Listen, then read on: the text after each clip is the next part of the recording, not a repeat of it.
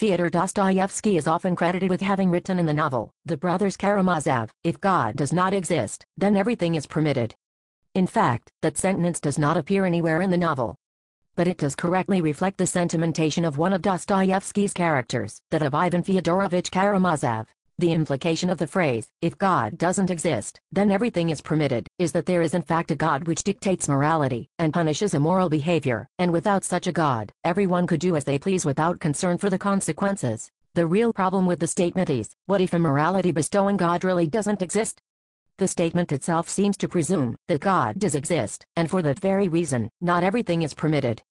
But it suggests that, if this God were to cease to exist, or if in fact this God had never existed, then everything would be permitted, or would always have been permitted.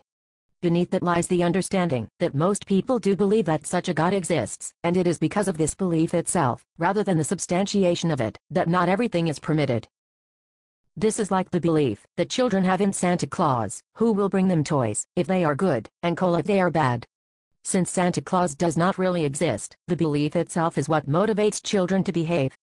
If this were true, then a demonstration of the non-existence of such a God would cause these people to seize in their beliefs that certain things are not permitted. But it has always been a possibility that no such God exists, or has ever existed irrespective of what people believe. The fact that not everything is permitted proves that even if God does not exist, not everything is permitted. In short, the statement should say that, if people believe that a God exists, then not everything is permitted, but if people believe that no God exists, then everything is permitted. The actual factual existence or non-existence of God is irrelevant. Obviously some people believe there is a God and some people believe there is none, so there is no universally held correct position on the existence of God. And yet it is certain that not everything is permitted, so it is at least allowable that God exists for some, and not for others. But here is another problem. There are many different conceptions of God, including conceptions of God wherein God does exist, but where God does not interfere with, or take stock of human activity, and so everything is nonetheless permitted, in the sense of not falling under a prohibition by a God.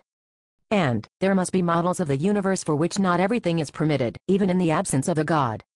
For example, there might exist a lesser being not sufficient to be called a God, but sufficient to mete out the penalties that a God would be expected to mete out to those who do whatever is not permitted. Or, there may be no God, but the universe itself may distribute karma, so that acts that harm others, for example, reverberate negatively upon the doer. There are therefore two possibilities as to the existence of God, that it is or does not, and two independent possibilities as to whether everything is permitted, that it is, or that it is not. Ultimately there are four possibilities, only one of which requires that the actual existence of a God determines what is permissible. However, even if this were the case, there remain competing conceptions of God presenting competing, sometimes conflicting, sets of rules. However, the most just and rational rule would be the one in which each person's individual acts bring about consequences reflective of the benefit or harm brought about by those acts.